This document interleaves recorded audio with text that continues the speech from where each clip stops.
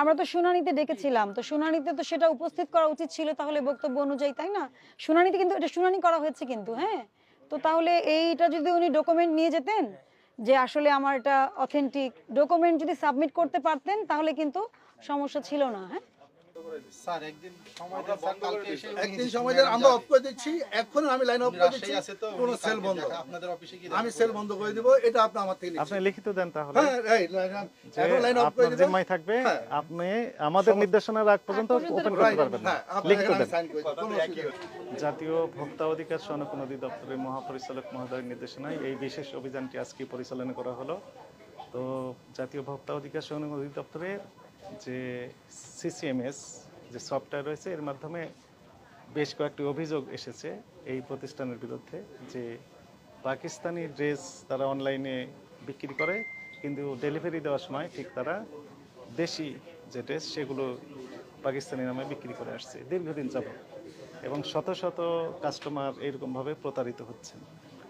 এর প্রেক্ষিতে অধিদপ্তরের আমাদের যে সহকর্মী রয়েছেন, ইনি নোটিশ জারি করেন শুনানির জন্য তাদের বক্তব্য চেয়ে, কিন্তু নোটিশটি জিইপি এর মাধ্যমে করা হলো এবং হোয়াটসঅ্যাপের মাধ্যমেও নিশ্চিত করা হয়েছে ডেলিভারিটা, এবং তারা পেয়েছেন মর্মে এখানে আমাদেরকে জানিয়েছেন। কিন্তু তারপরও এই নোটিশের প্রেক্ষিতে তারা কোনো রেসপন্স করে নাই। আমাদের কাছে সন্দেহ হচ্ছিল এই কারণে যে যেহেতু তারা নোটিশ পাওয়ার পরও কোনো রেসপন্স করছে না, তাহলে অভিযোগের সত্যতা হয়তো যথাযথ হতে পারে। এই প্রেক্ষিতে সরাসরি আমরা এই দোকানে তদন্ত করার জন্যই মূলত এসেছিলাম যে আসলে অভিযোগের সত্যতা কতটুকু। এখানে এসে অ্যাসিস্ট্যান্ট ম্যানেজার ছিলেন 2 জন, তারা বলছেন যে এটি পাকিস্তানি ড্রেস, এর সপক্ষে যে কাগজপত্র আমরা চেয়েছি কোনো কাগজ তারা এখনও দেখাতে পারে নাই, শুধু বলছেন যে কাগজপত্র আছে তাদের হেডকোয়ার্টার বনানী শাখায়।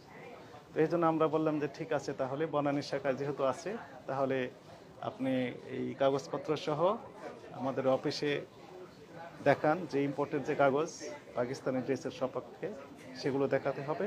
একই সাথে তারা কেন শুনানিতে অনুপস্থিত ছিল বা রেসপন্স করে নাই সেই ব্যাখ্যাটাও তাদেরকে দিতে হবে, এবং কতগুলো কাস্টমারের কাছে এই ড্রেস বিক্রি করেছে এবং তাদের ইম্পোর্ট প্রাইস কত ছিল, তারা কী পরিমাণ লাভ করছে, এই বিস্তারিত তথ্য আগামী দিন সকালে অধিদপ্তর উপস্থিত ব্যাখ্যা দেওয়ার জন্য নির্দেশনা দেওয়া হলো।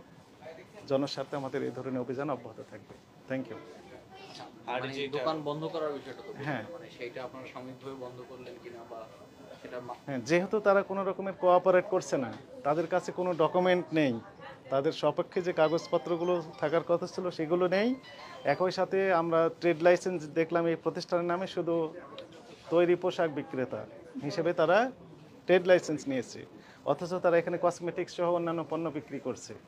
এই সকল কারণে এই প্রতিষ্ঠানটি জনস্বার্থে পরবর্তী নির্দেশনা দেওয়া পর্যন্ত সকল প্রকার বিক্রয় কার্যক্রম বন্ধ রাখার নির্দেশনা দেওয়া হয়েছে, এবং এই মার্কেট কমিটির যে সেক্রেটারি সাহেব রয়েছেন এনারা আমাদের কাছে কমিট করেছেন যে না, এটি নিশ্চিত বন্ধ করার জন্য যে পদক্ষেপ সেটি ওনারা নেবেন, এবং আমাদের নির্দেশনার বাইরে এই দোকানটি ওপেন করা যাবে না মর্মে আমাদের কাছে কমিট করেছেন। শুনানিতে উপস্থিত হলো তো আপনারা বাদ বাকি জিনিসগুলো খতিয়ে দেখবেন, খতিয়ে দেখার পর তারপর আমরা চূড়ান্ত সিদ্ধান্ত জানিয়ে দেব। ধন্যবাদ।